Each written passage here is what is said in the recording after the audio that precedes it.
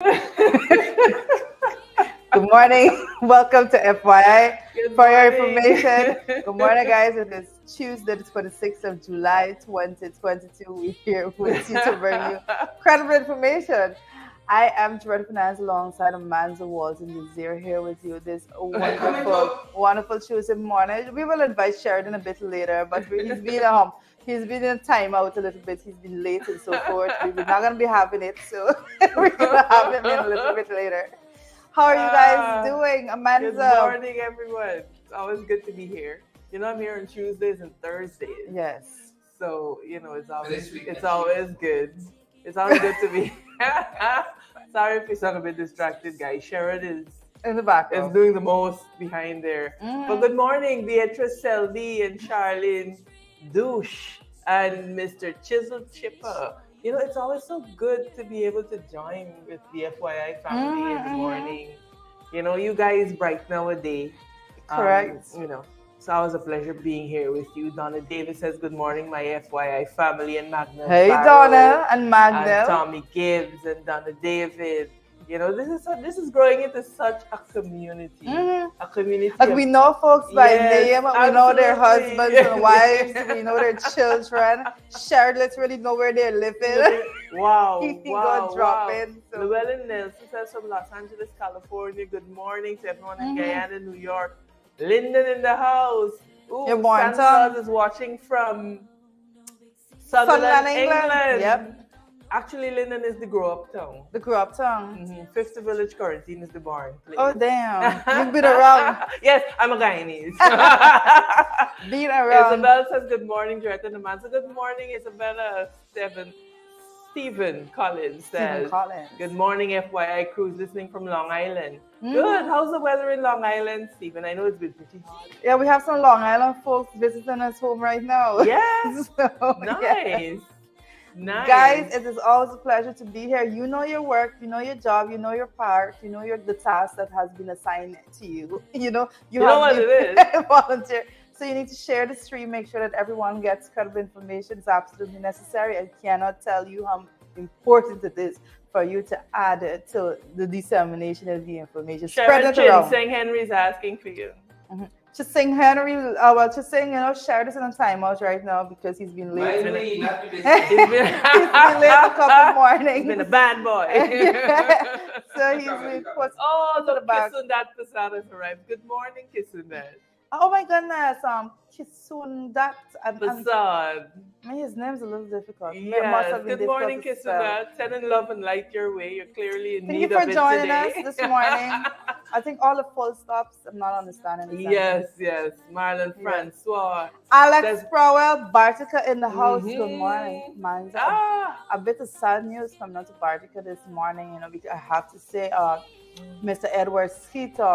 I woke up to the news that Mr. Edward Skeet died this morning. I want to say, and Edward Skeet, for folks that don't know, Edward Skeet is a PPP councillor at the level of the RDC and the town council, a fierce fighter for what he believed in. I often say that we would have our rapports and so on. We agree to disagree on many things. Yes. But growing up as a child, I would have known him as this PPP representative, this PPP stalwart. As a little girl, that's how I grew to know him. It's very, very sad news, and our sincere condolences to his family and his wife, children, and everyone. It is very, very sad to learn of his passing. It was very sudden, very sudden. So I know, we come out here, we talk, we make representations politically and all of that. But at the end of the day, we're all human beings. With a life, a family. Yep. And this is why, in everything that we do, we have to attempt to keep the politics civil. Yes. Because people are people at the end of the day, and they have, as you said, wives, they have children. Who, they're somebody's father, they're somebody's husband. And so in politics, we just never lose sight of that. Yeah. So our thoughts and prayers are with Mr. Skeet's family. Yeah, definitely. His loved ones this morning. Chin Sing is saying to them, share the live stream. Yes, Chin Sing. And I see Floyd Johnson joining us from Texas this morning. Says, absolutely lovely to have you here with us also. you would be amazed if we were to actually just put some markers on a map to see how many places we reach We were every alive. single morning. You know, We were international. alive. I mean, FYI, I've seen international. somebody from Australia.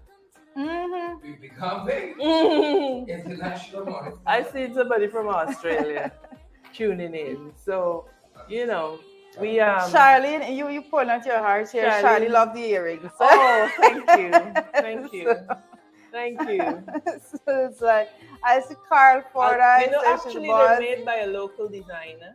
Oh, lovely. I'll give her a shout out, the lady from Eccentric Creation. Oh, that's eccentric. Yes. She do those neck pieces too, right? Yes, Yeah, she lovely does stuff. wonderful And it's pieces like that. emancipation, so I'm channeling the ancestors this morning. Lovely. I don't think Amanda just takes this morning. Amanda is very much represents a year round. I have to say, you represent a year round. You know, we gotta try. Well, Dave Durrell, New Jersey is in the house there. Jersey, oh my goodness, what's going on? Candy said you look both fantabulous. Thank you, Candy. You see I see my best friend is coming through right there. It says, good morning, sunshine. Hello from Long Island. Can you see? How can you see me tell you back here? She says, Joy is from Montreal. Oh my God. I'm more concerned why Candace Joyce is in Long Island. That is not our usual place of abode. I didn't send you there. I didn't send you there. What's going on? How is Montreal? Oh God, Montreal is probably one of the most beautiful cities you'll ever visit. It's. You didn't want to come back home.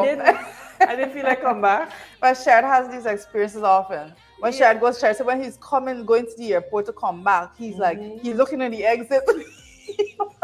Let me level for a minute. It's a little tough. We can be very honest.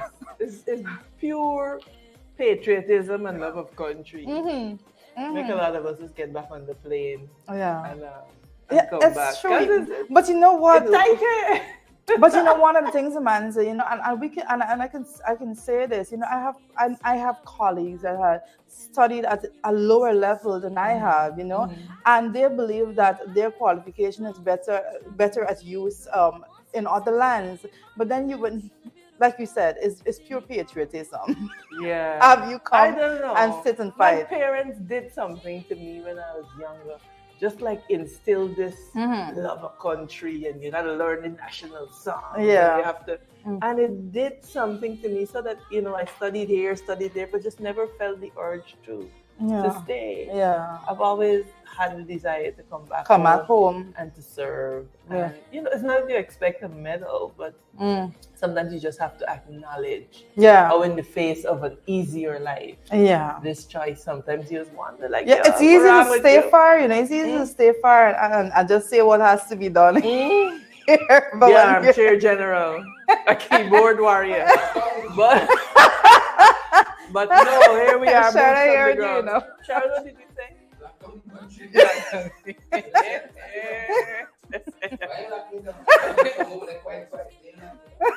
No, but that's the reality of it sometimes. Correct. You know? Yes. A lot of people have a lot of views on how things should be done, and that is not to say that you're not entitled to a view, but it's always easier when you're not. When you're not. Get another jackass to bat, according to this. Yes, I've heard that. The songwriter. Yeah. Cricket in the Jungle. That was our own Dave Martin. Cricket in the Jungle. Everybody know, you know. Absolutely. But guys, it's always such a pleasure to have you here with us. All of them. There's the choice view is not a pleasure. I love to have the chores. I don't know, they make my morning. Latchme. I don't know, somebody tag Latchme to comment Tell there. Latchme we're on. Let the rock and come in. Naomi Draka, good morning to you, Naomi. What is going on? How are you this morning? Naomi put in us to a place. Now you say you can have love of country and live outside. No, absolutely. We don't doubt. We absolutely don't doubt. Yeah, but somebody got to stay and carry the fight. Somebody has to be on the ground to carry the fight. Yeah. Sharon, somebody say good morning. Candy said Marky says to say hello. Yes. I didn't see it. I didn't see it. Yvonne I Ramasar, never good see it. morning, Yvonne. And Rishi Prasad, with about the trenches there. Simone, who Morning, put Rishi. Simone. Uh, But he didn't say. yes, well, you know, like I always say, people do have a right to belong to whichever political party they want to be. Was Richie here yesterday? Richie, you weren't here yesterday. You have to be pulling for fitness, you know? Yes. I don't think Richie Yes, was here and I haven't yesterday. seen Lakshmi either. Something's But you wrong know, a lot going on this morning. there. Yeah, too many things are A lot happening happening at the this same morning. time. It's just crazy. I have to say, you know, yesterday morning I forgot to speak about this. I'm going to mention it this morning.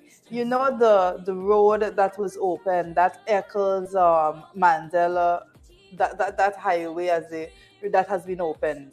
And I think Sharon said it best when he said, "This is your administration, but have a big opening ceremony for a road that's only halfway finished." Right? Different.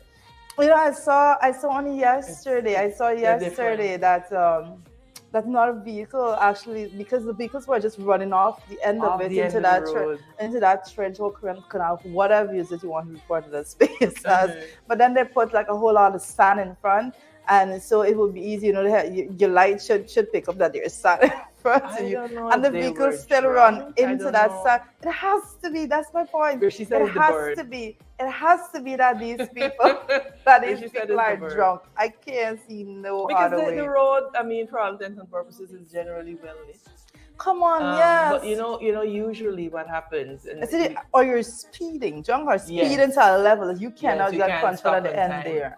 But you know what happens as well, Jers? They should Mhm. be putting markers Yeah. like 200 feet from the end of the road to say the Mhm. road ends 200 feet, turn off. Yeah. You know, Yep, proper yep. signage so that people are aware of what's happening. But no, this is Guyana, so we're a little different in these parts. That is correct. Hopefully one Edgel is tuned into the program. One, get your boys to just put some signage to indicate that the road is ending and so on, so that, you know, people are... Correct. And you know, I have to, and going through before we even get to the morning papers, I saw a little bit of social media. None other than Big Uncle Gord. You know, Big Uncle Gord, when he posts something, I pay attention. That's just how I am. I was raised to believe that if Gordon says it, it has to be true. It happened. I don't know. You were raised to respect the enemy. Well, there, Shar showed some shade at Gordon that he thought I was raised to respect the elderly. I'm not in that. You know, you're not gonna let Gordon. No, throw me you're up. not gonna come between us and Uncle Gordon. Well, I saw, and I have to bring to attention, you know, just yesterday, there was something posted on, and I thought that it's something that we need to have a little bit of discussion on, you know. And it was highlighted that a profile going under the name Gary Adams actually put a photograph of a house and says 2-family investment property for sale in Boxer price. Well, Christine King wasn't having it. And Christine said, "I wish to inform the general public that I am the owner of the property below and that it is not for sale. It was just brought to my attention that Gary Adams has been advertising my home for sale on his Facebook page. I intend to take legal action in this matter. Kindly note too that I have not appointed anyone to act as any power of attorney on my behalf." So Gordon came in saying, you know, imagine browsing Facebook only to see someone listing your house for sale. Folks, be very vigilant with your properties, especially if you will live overseas. Gary Adams isn't to be your face though. Should be arrested He and charged clearly for fraud. didn't do due diligence. If he had, he would have known that Christine King is Cornell Christine King. Ex-military and one of the most senior women. Man, you know the story more than me. No, everybody knows Christine King. He didn't do due diligence. Oh, goodness. You know, or else he would know that that's not somebody's house he'd be putting up. But this is a problem. But that's what I want to get to. This is a Besides problem. why I even wanted to bring the conversation up is because we have to have this discussion. Mm-hmm. You would see on social media, and it's something that has to get under control with some sense of urgency. Mm-hmm. You will see on social media a real estate, a purported real estate agent post somebody's property and say that they have this property for sale or rental and so forth. Within 5 minutes, you will see 6, 7 others posting the same property. The problem is that 90% of them never once consulted with the owner of the property to even seek permission to post their property. But what they're going to do now is, especially, let me tell you, I've had so many cases like these that was brought to my attention. The owner themselves put their property online and said, we have this space and we have this space for rent or sale. And then you have tons of agents now picking up, posting it, never speaking to the owner. But then they're going to call the owner and say, we're interested in the property and so forth and so. But so many times this story is absolutely chaotic because now the owners don't have any agreement with these people that they're going to pay them any percentage off of getting their place off of the market and so forth. And it is purely chaotic, and this is something it has been replicated at so many times. Right now, it is at a level that needs policy intervention. I know that they formed a real estate realtors association recently. Hopefully, with some legislation, they can get this under control. But I mean, I have known of people who saw their houses and their lands up for sale. I know of some folks who had a whole sting operation. Had to go purchase back their own home. And when you find out the level of complicity with the courts in terms of the registry. Really? Yeah, absolutely. You would know this part. I'm ignorant to this part. No, yeah. You'd have to have people to execute powers of attorney, and then you'd have to have certain filings, and so. So you're saying that there have been cases in which that have been done? Of course. Without the owner's knowledge? Of course, absolutely. Wow. Absolutely. Wow. And then because in law, there is something called third party without notice, a third party purchaser without notice. It gets very, very, very complicated once that sale is done in terms of you retrieving your property from an innocent third party who would have. So, it's something that we have to look at. And a lot of people who live overseas really need to begin to pay attention to their properties and their lands, because you have another situation of prescriptive title where people they may see an empty plot of land and they start paying taxes on it. Oh, I know this one. Listen how I know this one is very there's a lot of complicity when it comes to this particular matter, because persons that even work within these agencies would advise people that this land has nobody paid for the last 12 years. Exactly. You can come in and start paying, and they silently go in and start paying for it now and accumulating receipts and so forth. And then after a specific period of time, they will come and say, well, they're seeking permission because of what's the terminology? Prescriptive title. Listen, or we adverse have to be possession. careful. So people really need to. I know of a lot of people who have been duped out of their property and who are still in court trying to untangle the mess. So keep an eye out, guys, and protect yourself legally. Protect yourself, protect yourself. Guys, I want to go ahead straight into the morning papers really quickly, if I may. And the first thing I want to mention is since the quorum change, right? 3 meetings of the Public Accounts Committee has been canceled because the government side decided that they were not going to show up to the meeting. You would remember we spent hours debating that particular motion that was brought by the PPP, that they wanted to change the quorum for the PAC, the Public Accounts Committee. They wanted to make sure, because the quorum initially was 3 persons. 3 persons present, the meeting goes on. They went to the National Assembly, abused their 1-seat majority, and made sure that they changed it to say that there must be 2 members of the government present in order for the meeting to go forward.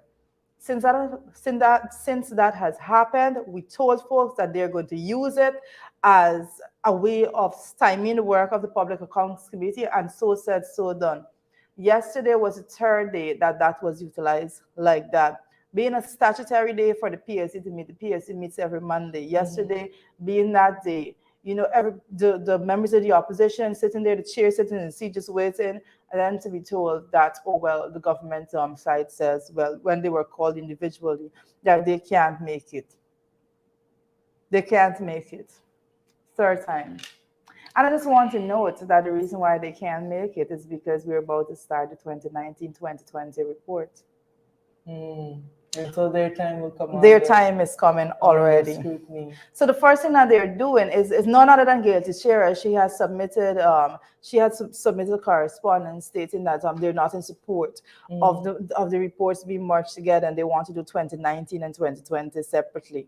All right, so that's the argument holds no water, anything. It bears no merit because of what she's stating has absolutely nothing to do with the scrutiny of the Auditor General's report. Absolutely nothing.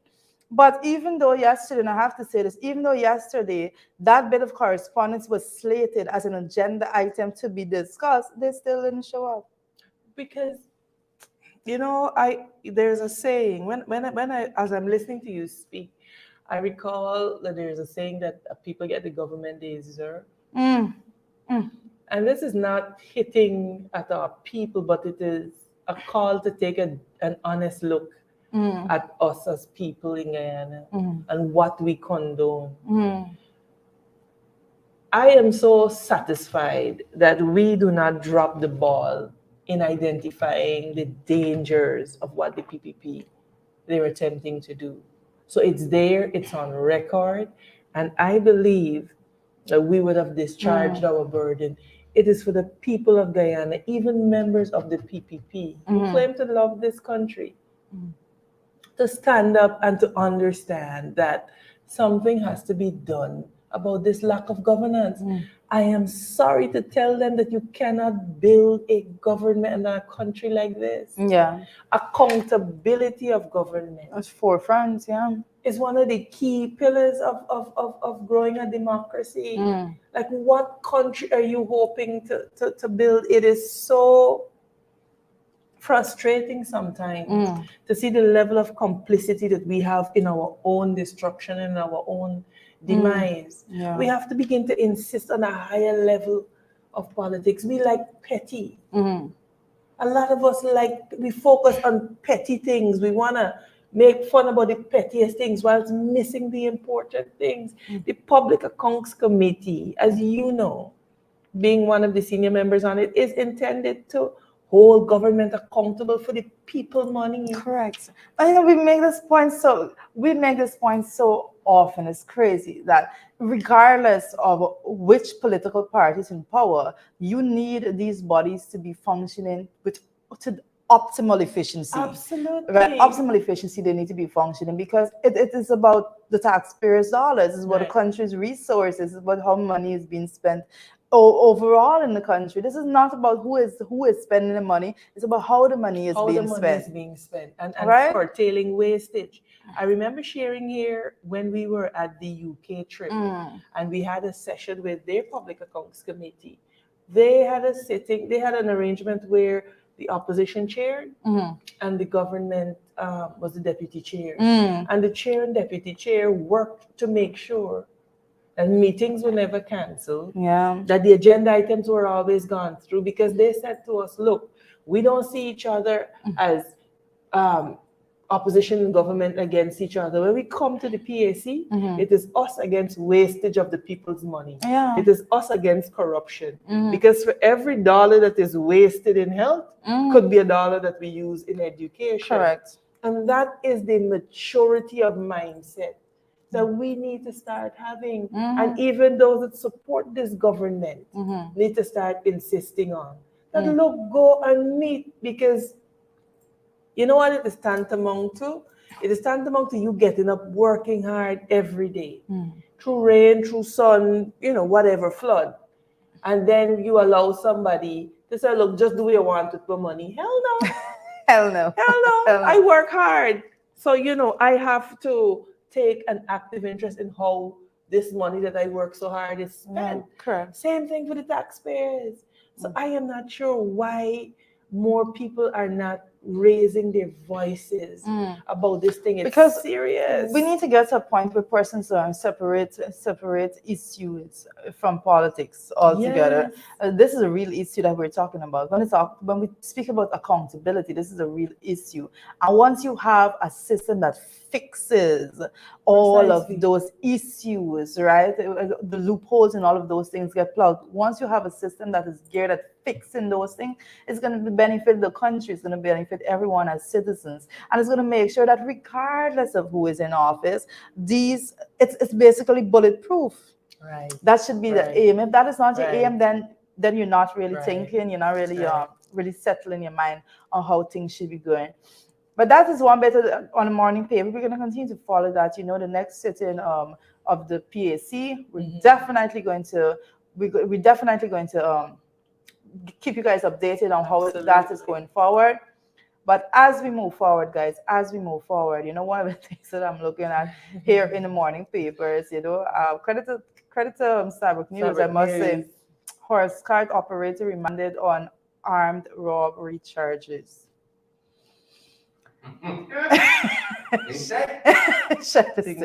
The horse cart operator has been remanded on armed robbery charge. This is where we are as a country right now. I mean, it's gonna get a little bit worse as we go down in the morning paper. It says here that the horse cart operator was yesterday remanded to prison after he appeared in Georgia Magistrate Court on the charge of armed robbery, and this is a 22-year-old. Wow. I think this is a sad part of it all. 22-year-old there. It is crazy. I do not like to be reporting on these matters. We have to do better as a society. There are tons of young people coming up that needs a lot more done on their behalf. A lot of work needs to be done in their communities. Training. I mean, not everybody will take to the books, but certainly vocational training, skills training. We have so much oil money, and there is not a program yet for the young people to be trained en masse.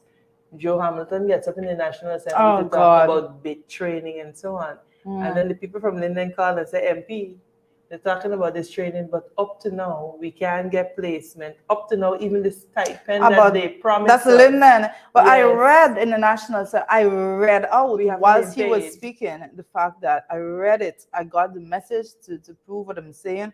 The message was coming through saying that here, he's talking about this bit training, but right about now, the folks in Region 1, Maruka, has never been given the stipend that he promised.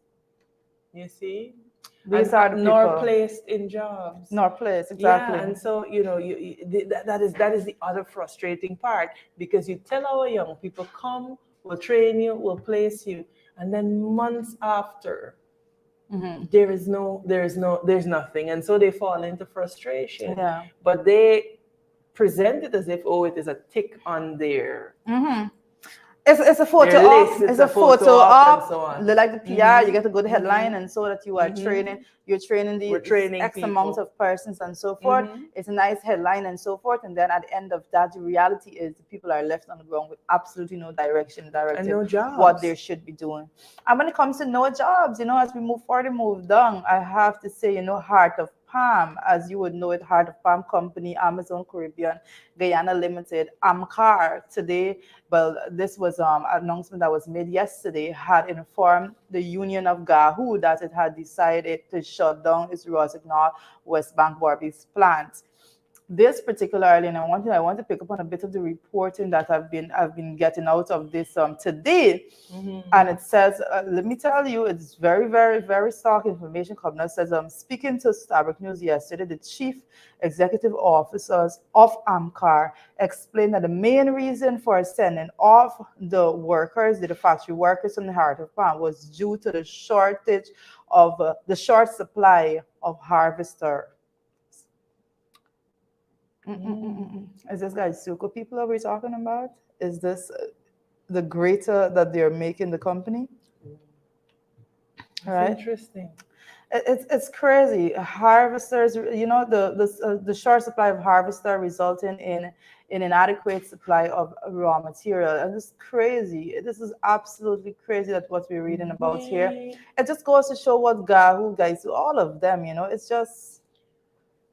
But you know what is my greater concern, Joretta, that they'll be allowed to get away with it. Well, and this is what they will do. The PPP continues to count on the fact that sometimes we have short memories. And then coming close to elections time, they're going to start to throw money at everything. And I expect that you're going to forget. And expect that the people of Guyana will forget. Well, you have to have short memory if you don't remember that's what they were doing prior. Even prior to 2015, that's how they started the school cash grant and all of that. During the election cycle, when they wanted to say that they could show some money to people to actually buy their way in. So how did that work out for them then? That should be a stark reminder to them as to how the people operate. And I'm saying people line up by the thousands for that. Money. Yep. It is your money. Collect it and know what it is that you're doing when you go to the polls. As we go to the comment section that has been released for us very kindly there, we see all of you wonderful folks joining us this morning. Wesley Ward, I say Chisel Chippers, what happened to the Technical Institute in Georgetown, and New Amsterdam question coming out there of Wesley from Wesley Ward. But it's the level of chaos when it comes to the way in which these specific institutions are handled. I think a stark example to be made is of the Bertram College. Yeah. When it comes to the way in which they treat with institutions altogether. They stood in the National Assembly, particularly what's his name? Labor. Joe Hamilton. Stood in the National Assembly and sort of made the point the other day that nothing was done. When it talks about labor, you have to think about training. When you talk about labor, you have to speak about training. Also, we had to remind Hamilton, the Minister of Labor, as it is right about now, that they went in there and they met an institution that was set up, not under them, under the coalition administration, to train public servants. And they shut it down for no reason. But I'll tell you. Not for no reason. Let me say, let me rephrase that. They shut it down because they didn't put it in. And it was the AFC idea. Not understanding that in shutting it down, what you do is that you rob Guyana of the opportunity to train a cadre of competent public servants. For most of my professional life, in excess of 20 years, I've worked in public service. And it helps when you understand how ministries are interrelated, what comes under which jurisdiction. It helps to cut down on the bureaucracy, on the time spent. It is very, very, very helpful. And so for you to disband something like the Bertrand Collins Institute, and then what the plan was, and this is where you see we sometimes as Guyanese fail to appreciate the importance of planning. If you notice the demographic spread of the Bertrand Collins Institute, it took people from the interior regions, from the hinterland regions. Correct. It was across the board because the idea is to begin to decentralize. Correct. To begin to create hinterland towns, so that you have in the towns. And this is why David just said about creating capital towns. It wasn't just because, but that is how you begin to get population to migrate from a coast that will begin to flood in short order. So you have Madhya, for example. You would have people from that region coming out to the Bertrand Collins School, so that when they return to their regions, they are trained in how the public service should operate. I'm happy, listen, I'm happy the man is bringing it up, because folks, again, I have to go back to the level of public commerce committee. So many times when it comes to the hinterland locations, regions there, they come and there's this one, and there's this repeated excuse given that, we don't have to require staff to do the work. This wasn't done because the staff wasn't available and all of that. When the coalition went into office, that need was seen. That is something that was inherited, but it was understood, it was acknowledged, and a plan was put in place to remedy that situation. And as the first thing the people did when they came back into office is to close it down because they're not interested in having anything at that level. They're not interested in anything that was continuity and to have that level of access. And I say remote access to be specific Right. to the various agencies within those regions without having people to have to travel to. What some crazy things. I noticed when they went into Bartica to open magistrate court, and I said, they went there, give their good speeches and all that it wasn't even conceptualized on. They didn't even think that was necessary when they were in For office. 23 years. And I said Transparency was crazy. absolutely. When it comes to things, simple things. And this is a matter. I'm going to be speaking a lot on this particular matter, but I'm gathering some information. But let me just throw it out from now. Gather together. Yeah. Let me just throw it out from now. Persons, mothers, single mothers, that persons that are receiving child support. Let me start by saying the system as is right now, especially for persons in areas that are not central, they go through hell to get those monies. Absolutely. It's most ridiculous. I mean, before it was a little more crazy. I know Barker, for example, is not mentioning it. The magistrate court is there and so forth. It's a little bit different now. But how the system, how it is set up, it is so ridiculous. Women are literally forced to be having to go all over the place just to make sure that they can get that money at the end of the month. It's absolutely crazy. Now we have a guest in the studio this Morning. I hope you can recognize our guest. Morning, guys. Good morning. Good to be here. Great to be here. Yeah, Right but ahead, and again, Doretta, we cannot overemphasize that if we're going to build Guyana, it has to be on sound planning. We have passed a budget. Well, let me say that the expenditure that is happening right now is not in any way reflective of what was passed in the budget in the National Assembly. But that's another story for another day.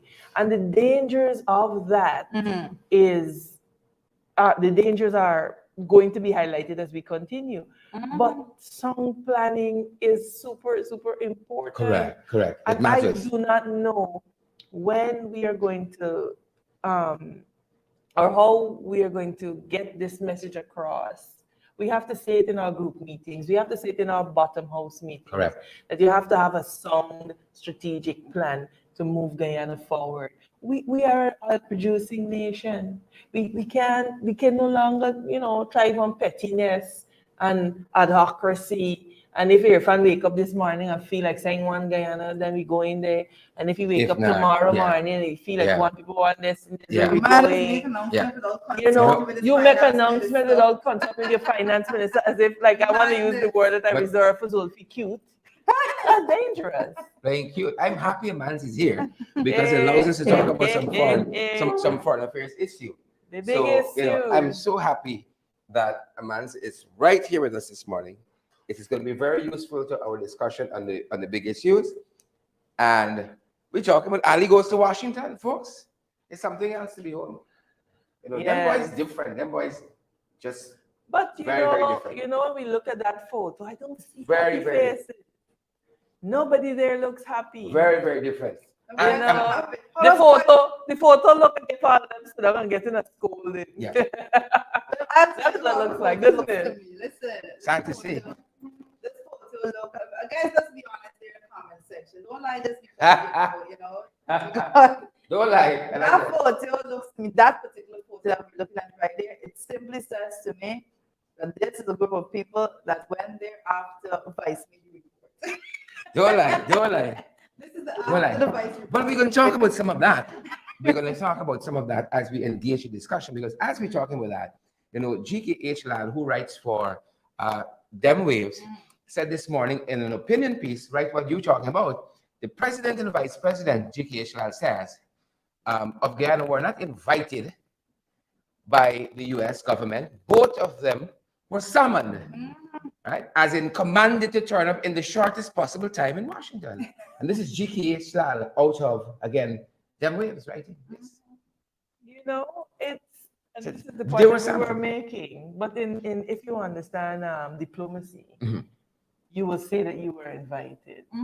But we know that It's not so. when you're invited, it means you know That's what you you be were here, saying. you be here, and you be here by XYZ, Yeah, yeah. by XYZ time. That's what I was saying. But you know, I think there's a lot more in the mortar, you know, than on the pestle. We cannot lose sight of the fact that Guyana is now an oil producing nation. Yeah. Yes, we cannot. Yep. And we have something that may be badly needed. Yeah. You know, given Just what is waiting. happening in Russia and Ukraine. So, you know, these things are usually a lot Yeah. of wheeling and dealing. So I'm very slow to read into a lot of it because, you know, it's sausage making. It's never pretty, but you Yeah. wait to see the end result. But what I do know is that Ali and Jagdeo now understand that they are firmly on the radar of Washington. That China's involvement here has obviously been drawn to their attention starkly. I mean, not that they're not aware, but Vice News coming out in the way that it has sort of put the issue front and center. And so my anticipation is that when they return, you will see some attempts at doing things a certain way. But for me, these guys are so innately corrupt They can't help it. that no it other won't be way. long They can't help before it. they're back to I don't business think they can as step away usual. from it. I think what they're going to try to do, and this is where I believe what they're going to try to do is find a route around, find their way around the actual issue and share. Know that how they fix the problem. You know, there's Yeah. one way in which they go about fixing the problem. And I believe when they return, they're going to try to find their way around. They're going to try to find an avenue that still allow them to do every corrupt bit that they already do. But They they're go gonna deeper try to underground. They find go a deeper way underground. around To make it, to way to address it. to try to appease a certain set of people, you know, and it will not work. And that's what I have to say about that. It will not work. It's not Well, you know going what? to It's work. interesting to see as they go to Washington, as they're in Washington, how the week started locally. For instance, it's been in all the newspapers. The Transparency International Guyana Incorporated, they're calling for now an inquiry, a commission of inquiry into the Vice News disclosures. And they are now numbered among a series of either institutions or individuals who are calling for either investigations or commissions of inquiries into what has happened or the allegations coming out of Vice News. That's one thing we saw in the papers nationally yesterday. And in addition to that, you know, Cyber News was asking, where is Sue? You know, it's been a couple of The months now. question on the mind of every Yeah, guy. where is Sue? Sue was the vice president's tenant, you know, in this landlord-tenant arrangement. He handles all the agreements. He knows what is happening and so on. Where is Sue? And this is the framework in which they're entering Washington. You know, back home they're leaving this swirling mess. Where is Sue? And then in addition to that, Ralph Ramkaran, who came out to the PPP because of corruption, and he's now part of ANU, right? For Cyber News too. Just yesterday, over the weekend rather, he was saying that corruption here is getting worse. So you have a cocktail. You just have a confluence of all kinds of corrupt things. That is the thought. Just in Yeah, there and yeah, in the pot. yeah. No. I'm Ralph happy you mentioned Ramkaran. cocktails. Just remember, Marsha mentioned cocktail, right? Good. Ralph Ramkaran has been in the PPP. His father, 50 plus years. His father walked with Chetty Jagan as 50 a plus founder years. of the PPP when the two, when Burnham and Chetty split and they had the PPP Burnhamites and the PPP Jaganites. And for him, one to walk away, people must understand what is happening. The other thing is for him to bemoan publicly the level of corruption. Yes. You must know what happened. And this is just only 2 years in, you know. Saying, so when Pat will come from water bottom and tell you something, believe her, have fever, believe her. Believe her. You must know. And when these people speak out, it is because it is at such a level. And again, what he says, palatable. corruption You know, it's out of control, basically. But as that is happening, and I'm happy that Mansell and both Rachel harken back to some issues in the past. I don't know if you guys remember when just after the Vice News thing came out and Jack Joe responded publicly, he had a press conference and he talked about not getting involved in the geopolitical things that are happening. But here is Jack Joe in Washington, right? Don't right? So he came out bad, but then the Americans say, come. So I want two big questions I'm going to ask this morning, right? If it's as a result of that, they say, well, you get a little big for your boots. Pull in. Here's that excerpt from Jack Joe's interview. This is post the annual for sale. Okay. The first installment of it. The second one didn't come out yet. This is post that one, the first one. Now, let me come to the key issue that most of you will want to find out about, the Vice interview. So now you have seen the Vice interview. I think in some quarters there's been a disappointment given the hype that the opposition made about it for weeks before the interview came out. If you look at the total interview, the one that I released several months back, unedited, it was nearly 2 hours long. And I think dealt with even more allegations than the final product that was actually published by Vice, because it was unedited and it dealt with several issues. Now, the framing of their report, one could clearly see that we are vindicated when I spoke about us not wanting to become a geopolitical pawn.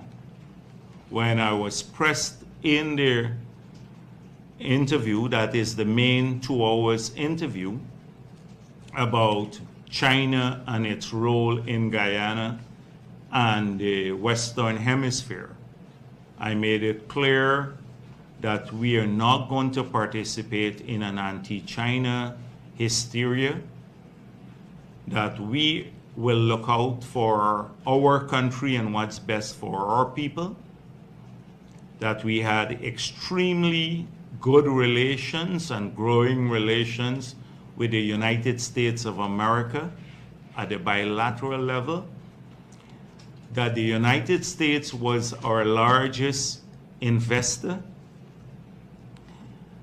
Nevertheless, we will work with many others, including China. I made that clear. The reporter sought to get me embroiled in the geopolitical issues, and I made it clear we didn't, as a small country, we did not want to get involved in that. So as you saw, the framing of the report was precisely about that at the beginning, about China growing presence in this hemisphere and about the U.S. concerns. Yep. So he ain't picking sides, basically. He ain't picking sides. He looking after Guyana interest. Well, the Americans are reminding them, you either with China or you with we. You can't have it both ways. Yeah, but it's always, and as a small state, it's always a delicate dance Very, very. that you have to have to play between superpowers. And I said it in my budget presentation that because we are not a large state, because diplomacy is our first line of defense, we can't have somebody like you without heading up our foreign affairs ministry. And clearly, the Americans saw.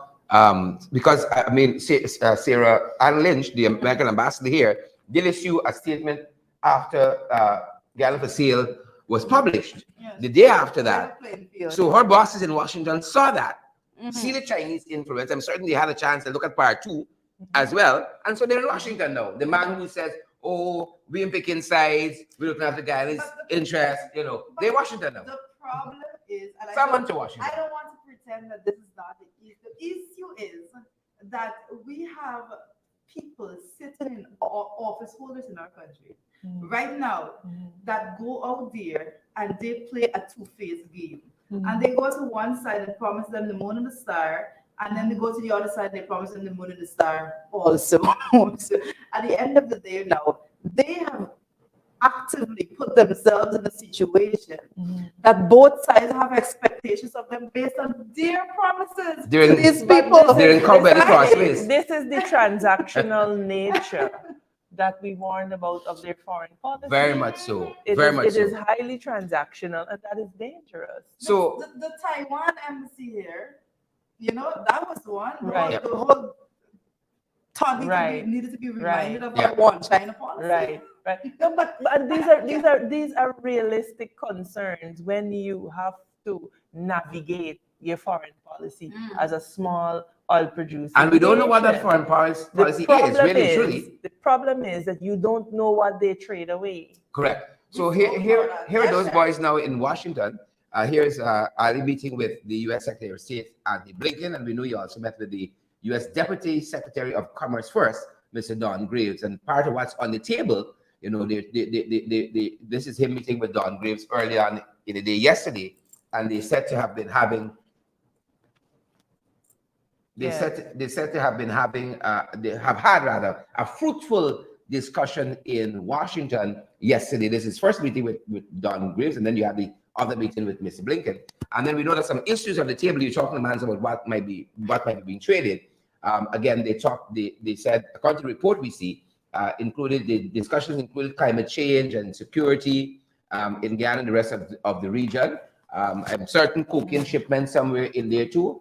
Food security, energy security, and the debt crisis. Those were some of the things on the table in the discussion yesterday. But of course, yet I don't think any Guyanese, as sane as we are, can articulate what is the overarching foreign policy that we pursue. It's, as you guys were saying, it's transactional. It's not any Guyanese. Todd cannot articulate. No, but look, that meeting is about several issues. It's about oil. It's about corruption. It's about China. It's about the fact that they are concerned about China, given that Guyana is on Guyana's back door. But again, I make the point that this is why you need to have a cadre of experienced, strong diplomats. What they did is that they gutted the Ministry of Foreign Affairs when they came in.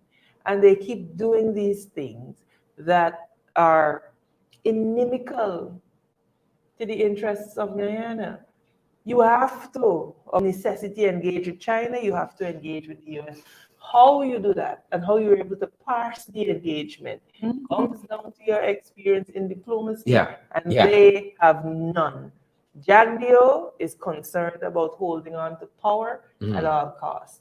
He would sell his soul if he has not already to be able to do that. And he would sell Guyanese. That's true. Up shit without the paddle. And so these are the realities of it. And as we were discussing, the elephant in the room yesterday, really and truly, was the elephant in the room. And I'm sure, because as we said, the Americans saw both installments by now of Sugate. I am sure Vice News came up. I am sure the whole issue of the Chinese and their involvement came up. And it's very interesting that these things don't have a statute of limitation. But Amanda, I want to ask you a larger question. Because when things happen like this, I don't perceive that a foreign government like the US wouldn't have additional information than we have, right? Vice News is registered as an American company. That's number one. Two, because of the kinds of activities the Americans might have knowledge of that they're involved in, it could open up us to being, what is the word? Blackmail is the word. I'm not saying the Americans would blackmail us, but because of the activities. You remember at one point, Trump did a whole set of foolishness. And people say, Russia has to have something on Trump. The way Trump did this 360.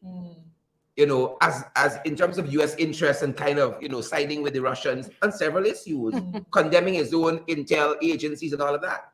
When you open up yourself to certain kind of dealing, shady dealings, you can become the Manchurian candidate for any number of nations because them boys could got things on you. And that is what we open ourselves up to when we have people like Mr. Jagdu in power. Hence the danger of the transaction. We have that we warn about. There is, there's so much, and I think one of the things that's particularly for me, the U.S. operates in a way, we speak about it from time to time.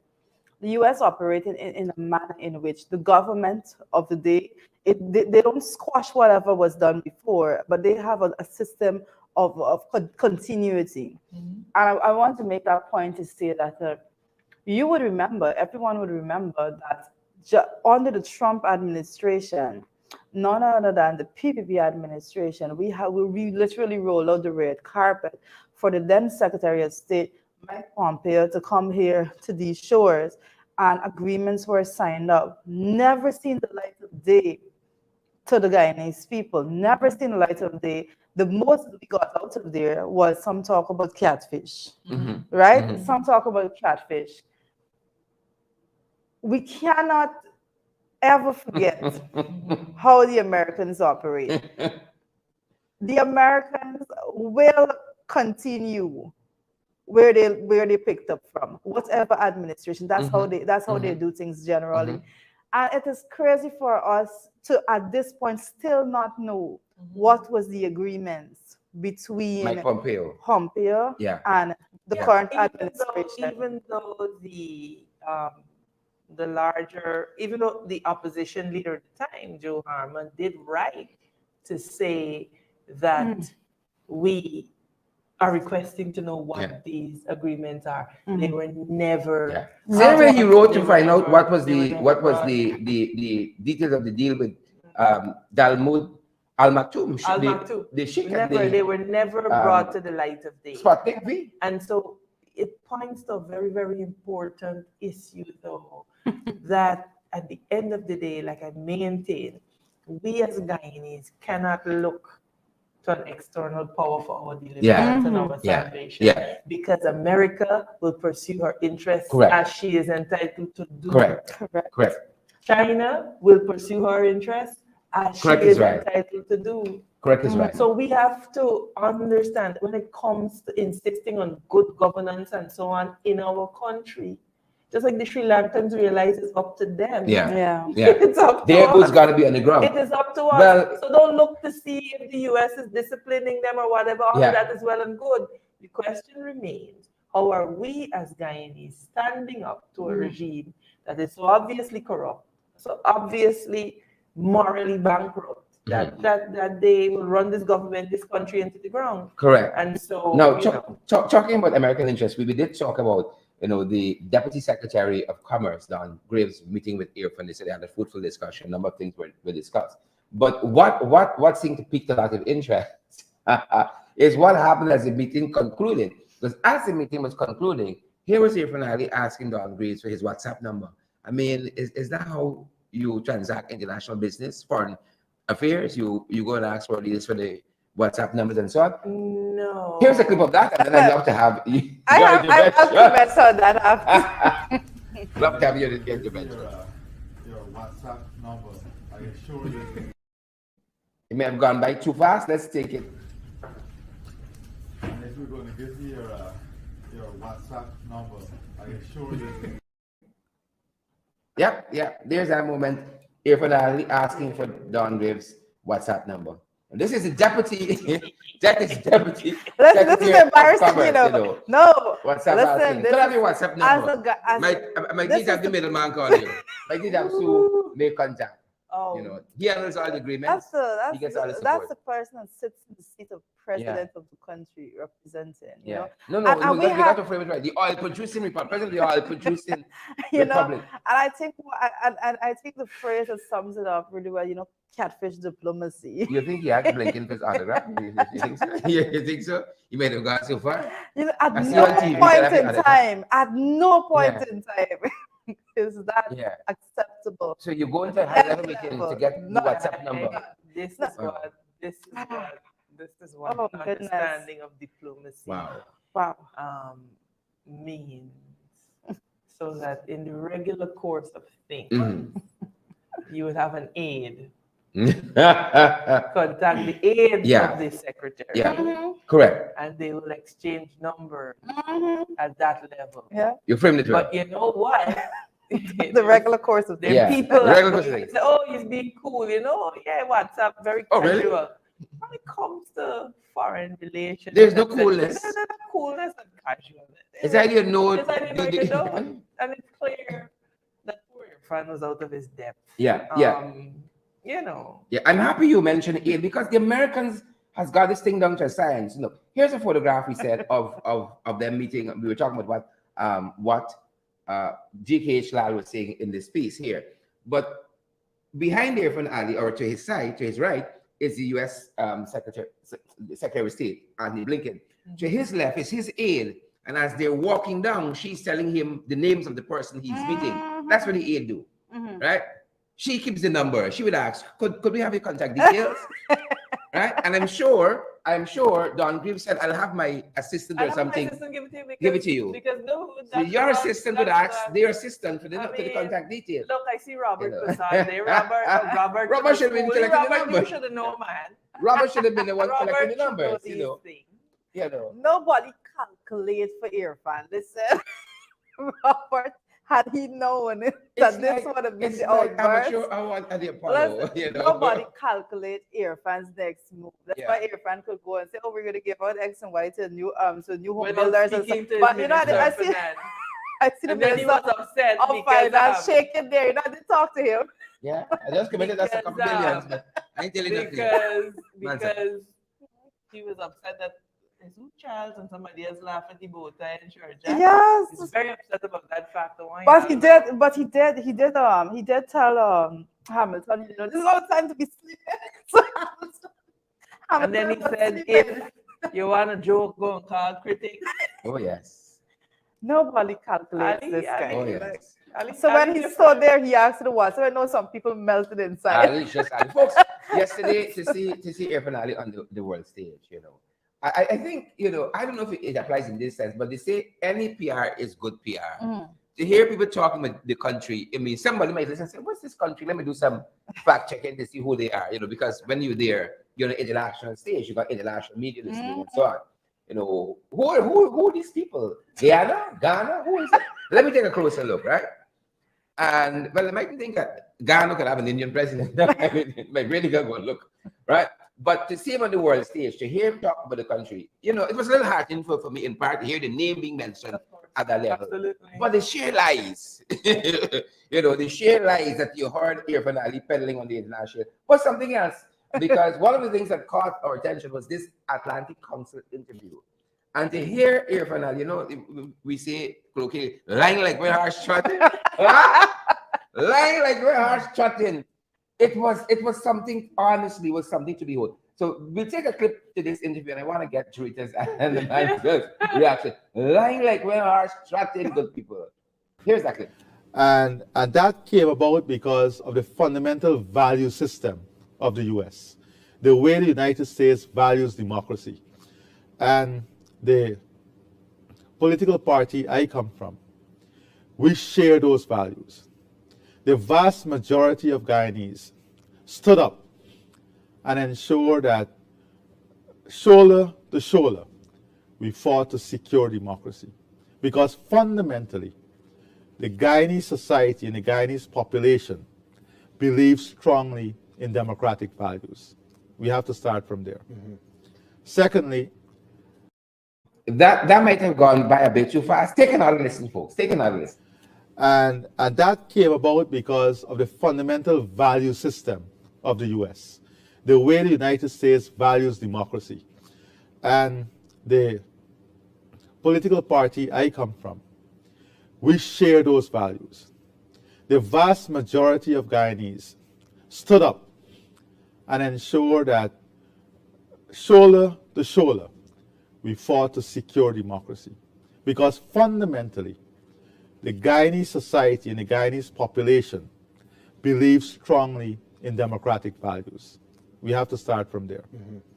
Secondly, it was a little bewildering for me because, I mean, we have been talking about the PP breaking down the guardrails of democracy. So when Irfan started talking about his party believes in upholding democratic values, you know, we can have a big discussion. On You that. know, I'm happy you mentioned let's that. start from here. Let me start from Richard. this point. Let me start from this point. When he says party, I have to start from that fact. He's speaking about the PPPC. Yeah, let's talk about his ascension to PPPC, right? democratic Exactly. values. The democratic values of the PPP this man is speaking about. How many votes did he get at their internal election? Yeah, when he's present. The internal election. Speaking about he get the lowest votes. And he have democratic values, you know. And we've talked consistently about breaking down the guardrails of democracy. Everything, weaponizing of the courts. Paul Poseidon, they can't stand a chance. They can't go through the system. The institutes that they have gutted, and that was one of the things Anand Gulsharan talked about recently when he called for an investigation into the allegations made by Vice. He said local bodies cannot do it because they don't have the capacity to do it because most of them are either non-operationalized or they just don't have the capacity to do it because of what the PP has done. So when you hear about these democratic values that they expose, and it took us how many years for the consultation with the opposition to start, for the top, so some top posts, some top appointments in this country, and then the courts now, because even though they started the consultation, they still went and did their own thing. We had the Caribbean Court of Justice just recently reprimanding us the length of time elections petitions take in the courts here. We talk about democratic values. I have a view. And I often smile because to hear Irfan Ali talk about the elections, a couple of things, and I hope the usual trolls are on here listening. And Paul is on, he's good to go. Let's go. When they talk about holding Guyanese hostage for 5 months, they fail to understand or to acknowledge that the recount was agreed to between Barra Jagdeo and David Granger. So I can't agree to a process and then at the end of it, so you're holding me hostage. These people different. Right? Come so on. let me break it down for y'all. Paul and so on. Take a listen in here, simple Paul. English. Paul, we can put it in simple English. Right? I'm not sure. I was thinking about it. So you can't agree to a process and then say I hold you hostage. You can't agree to come with me on a trip and then say you kidnapped me. So let's understand that. You talk about the recount and about rigging the elections, but you operate as if a recount never happened. You can't talk about Amanda's making a very important point there, and I don't want nobody to lose it. You cannot belittle the process by saying you were held hostage and all of that when you are sitting in office because of that process. No, this is what I'm coming to. So the PPP's argument is kerfuffle because on one time they have the people asking about SOPs, and on the other time they're failing to acknowledge that they are in office based on the statements of recount. So you have a situation where you agree to a 5-month process, and then you turn around and say, we were hijacked for 5 months. Nonsense. So that's out the door. Then you talk about rigging an election, but then you had a process that for the first time in Guyana's history happened. You went back into the ballot box. And you were able to see conclusively who rigged elections. We like what we see. Right? You saw 49 ballot boxes without statutory documents. And that is what you are sitting in power on.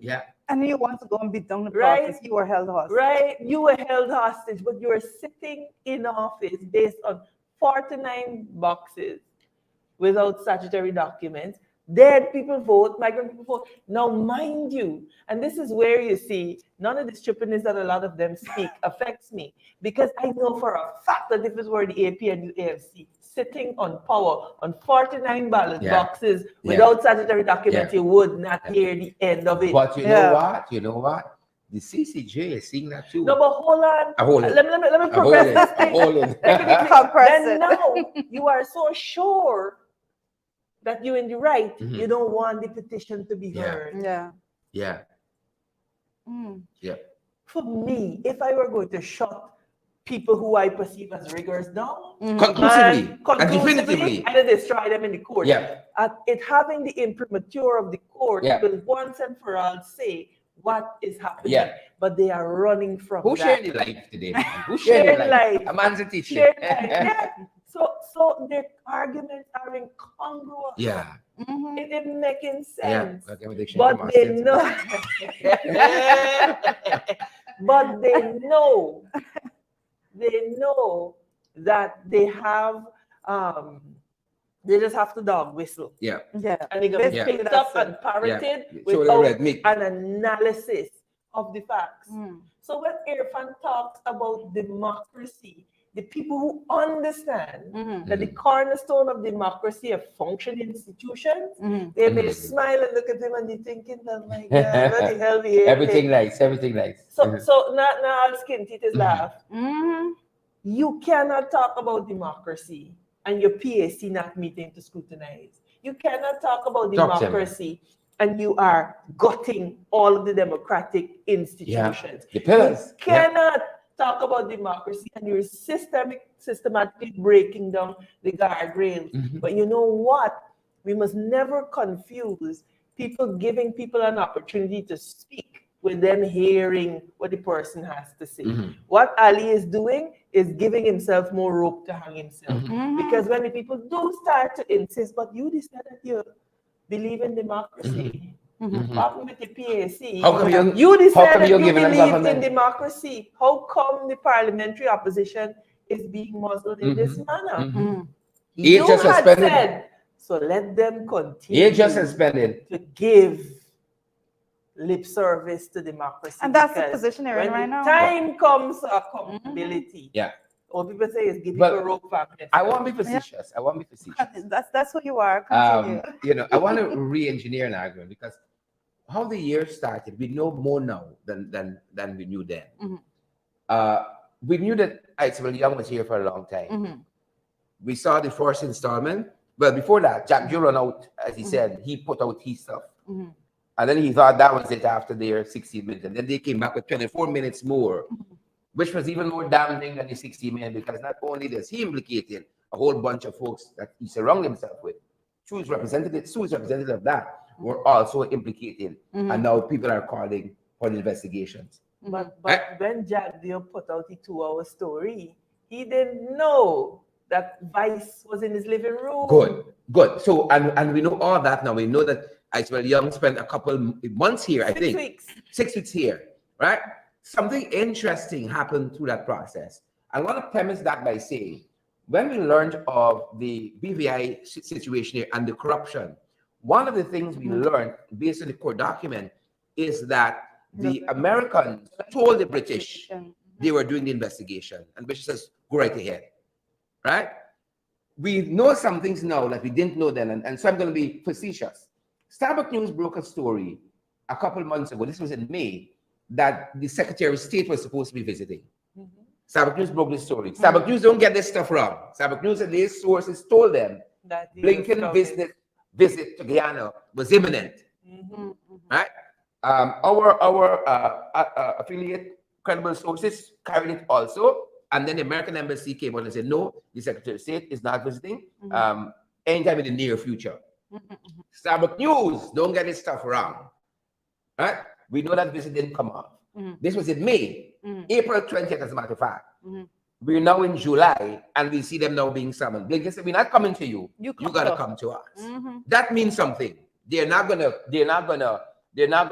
patronize you. They're not gonna. And this is correct. What, you see, people do not understand Diplomacy. Yeah. A state visit means something. When you visit, you are conferring a level of, for want of a better word, legitimacy. That's what I'm getting at. That I am in favor with you. So you are in favor with me. So I'm coming to your country. But when I say here, no, show up by me. It's a different thing altogether. It's quite different. So the real question I'm going to ask here, if we could only get the cables, did Blinken knew Vice News was onto something? Was Tabak News right, perhaps? And there was a pullback and say, because could you imagine now if that state visit had happened and then you had Vice News coming out, because Blinken might have been caught up in the investigations too when he was on the ground here. It isn't, You know, I could have don't been know caught whether up on I the ground. don't know whether he would have been caught up, but indeed, it is entirely possible. All of it is entirely possible. We must not lose sight of the fact. I don't know if that America wants a big investigation. Is an American company doing a massive investigation like that when the Secretary of State is on the ground? is on the ground. Because you will have footage of him on the ground here feeding into that. Well, no, and That's real backing up. it just depends on how you put it together. That would be real backing up. So Sharon's train of thought might not be very far off, but at the end of the day, what we want the people of Guyana to and you know, it is so amusing to me to hear people say, "Oh yeah, I'm just jealous." Like of what? Yeah. You think I'd rather be sitting down with this sitting down before the Americans I want to sit down in front of the Secretary of State to be schooled with Sue next to me. You know, really, that's what we want for yourselves. You know, but these are the challenging times in which we live. Right. And it's sad that when instead of having intelligent discourse, people like Leon Govardhan and so on, who ought to have, you know, probably have some modicum of. Yeah. Paul says very endearingly, boots on the ground in Washington D.C. But thanks for stealing our phrase. It's typical Paul. You know, thank you, Paul. Right? No, but boots on the ground. But it's very, very sad because it really does point to the need for us as a society to evolve. In terms of the level of our political discourse. You know, you're discussing serious issues. You are discussing developmental issues. And then there's Paul. And then there's Paul. And Lacho. and Govardhan. And so on. That it's quite sad to see. Because generally, the truth is that these are not people who live in Guyana. Guarantee you that none of the three of them live here, but they get on the Facebook and they influence the people of Guyana, and then they hop on the plane because they have their green cards and probably their US passports, and they go and they enjoy some of the liberties that the very people that they hurl racial slurs here at, you know, fought for, and it really is a toxic cocktail. And so unless I think we as a people can collectively elevate our political discourse, Jagdeo and Ali will get away with the things they continue to get away with. People like that, what is the opposition doing? We are doing what we can do, advocating, saying to you, look, hey, you know, you didn't see the 31 MPs in Sri Lanka storming the thing. You don't see in Suriname is the 31 MPs. Yeah, those are freedom fighters. But with Rohit advocating that they continue. That they continue. But you see instead people who understand what is at stake because of the advocacy that people like you and I do. Hey, being on the vanguard. This is happening. Pay attention. That is happening. Pay attention. And the people have to decide that enough is enough, and they're not going to suffer it anymore. Quite striking. I've seen by now, even adding a number of engagements in Washington. I don't know if it's by association, but I keep looking for Mia Martin in him, but I'm finding her. You know, I saw him before the media. I saw him at Blink. I keep looking for a good sound bite. I could say, yeah, but we looking nice. We sounding nice here. You have nothing to do with your time. I keep wishing that standing in a garage can make your car, but soon you see me, we hung up and say, I see me, Lauren, one or two things, you know. I want to hear something. WhatsApp number. You want WhatsApp? You want WhatsApp? Is that what we hear? Is WhatsApp number? But look, guys, it really does. I mean, all humor aside, we really have a lot of work to do as a nation to elevate our level of discourse to move this country forward. Correct. I mean, it's amazing. You will always have this political party will always have its base. The other major bloc will always have its base. But certainly there has to come a point in time when we decide, you know what? it's about Guyana.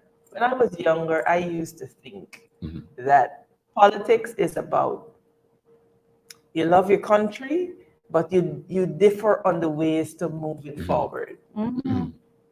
So for me, I never had a problem relating to somebody in the PPP because that's the party they choose. They're just passionate about how they move the country forward in their way. Yeah.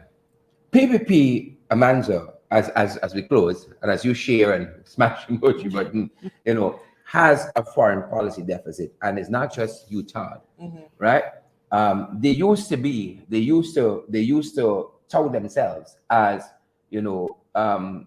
pro-economy and pro-business and so on. That is really and truly in the doldrums right now because this country is in a mess economically, and they're at the helm. But I want to finish a point that I'm making.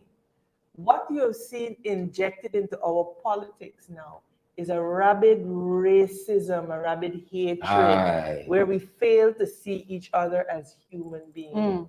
And that is so, so dangerous. Yeah. You make the point that when you look at the Republicans and the Democrats in the US, they disagree.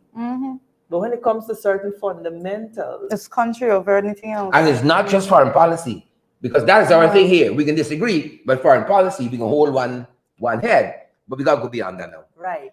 And so there is a lesson for us to learn that if we are going to develop this country, if we're going to advance this country, pettiness got to stop. Yeah. We have to raise the level of discourse to policy issues. Yeah. Can you imagine we're talking about public servants? Yeah. But But National Assembly, yeah. and Neil comes to talk about who eating Yeah. dog curry. Yeah. And that is the level that we have sunken. The Attorney General. Who will win the case in the course in a little while? It's embarrassing. It is in a little while. And we somehow take solace in the fact of, that is not how you Who will win a build case a in the country. course in a little while? But I'm happy you said raise the level of the discourse because, again, I want to harken back to the point I was making earlier. We have had quality foreign affairs ministers. The PP has never had that luxury. They had Clement Rohi, now they got Utah. They had, I don't want to say they had because Rudy and Sinali was a true professional and he didn't belong to the PPP, right? We've had people like Carl Greenwich, we've had Rashid Jackson, we've had what's the fella's name? Help me, Amanzo. But some giants in foreign policy and foreign relations that really truly put us on the map, and we didn't have oil and gas. And so in the But days I think days of guys like Sir Sridhar and these men. Sridhar Ramphal, right? When you think about these guys, they were giants, but they were very well read, they were articulate, and they understood geopolitics. They understood the lay of the land. And so they understood very, very clearly that diplomacy is our best bet. We don't have a huge army. We got a defense force. We don't even have an army. And a lot of people don't even understand that there's a difference. Distinct difference. So diplomacy was it. So we invested heavily in training, in education, because that was our way out. But you have now a bunch of petty people at the helm who don't sit down and read a magazine. They want men, not understand professionals. The play and the lay of the land. That's the challenge. And that is what we have as our first line of defense, because your diplomacy is your first line of defense. And that is what we have. And it is a shame. It is a disgrace, because all it does is that it harms Guyana. It's not harming anybody else, but it's on Guyana. full display right now in Washington. It's on full display. Full display in Washington. Full display. I don't want persons to actually miss and just to have a laugh at the about Irfan Ali asking for WhatsApp number, because there's an issue there, a really serious issue there, and it comes back to what happens here at home and the way in which they operate here at home. Messaging people. You're going to have the education minister responding to things, articles, putting up a little Facebook post, abusing out like that, and that is what they're used to at home. And it's so crazy that because they have effectively gutted all the institutions here, because they have effectively gone around every bit of system that is set up here, they believe, and you saw it on full display there, they believe that it is okay for you to do foreign relations by sending a WhatsApp message. You want me to send down Grace Ducker every day. It's embarrassing, but it showcases the level to which we have sunken as a country when it comes to diplomacy. We just don't have the system. And as a country that has a proud record of being an educated population. Yeah. You see? And what do you message him on WhatsApp to say? You know, that's what you have to comprehend. This is not your friend. Clearly, this is not your friend. If it was your friend, you would have had his WhatsApp number. It's not your friend. What do you message him to say? Because the PPP believes that everybody is as bombastic and as abrasive as they are. And you know, if nothing else, the Hillary Clinton email serve experience taught us how the Americans operate. Everything at that government level is recorded, is documented. You don't mess someone on WhatsApp. But guys, look, Director made a very important point. They're accustomed to cowboy operations at home. And so the truth is that they don't know better. Now, these are the people who are managing our oil wells. Now, my God, if you can't get these basic things in diplomacy right, how are you going to get managing the oil wealth correctly? Look at what the World Bank report says. The World Bank report says that we have now moved from moderately satisfactory to moderately unsatisfactory in our management. In 2 years, we have slipped. We have slipped on the transparency index. We have slipped on the corruption index. For the first time in 4 years, the traffic in person. Reporter said there have been no prosecutions. We are slipping. And so when the trolls come on here to ask, what did the AP and the AFC do for Guyanese? I mean, besides the obvious, the very obvious, the decrease in crime and drug trafficking and the moving of us off of blacklists. We are 50 years old as a country, 50-something years old. Our institutions are fledgling institutions. What the AP and the AFC understands very clearly is if Guyana is going to be prosperous into the next 100 years, strong institutions have to be developed. Correct.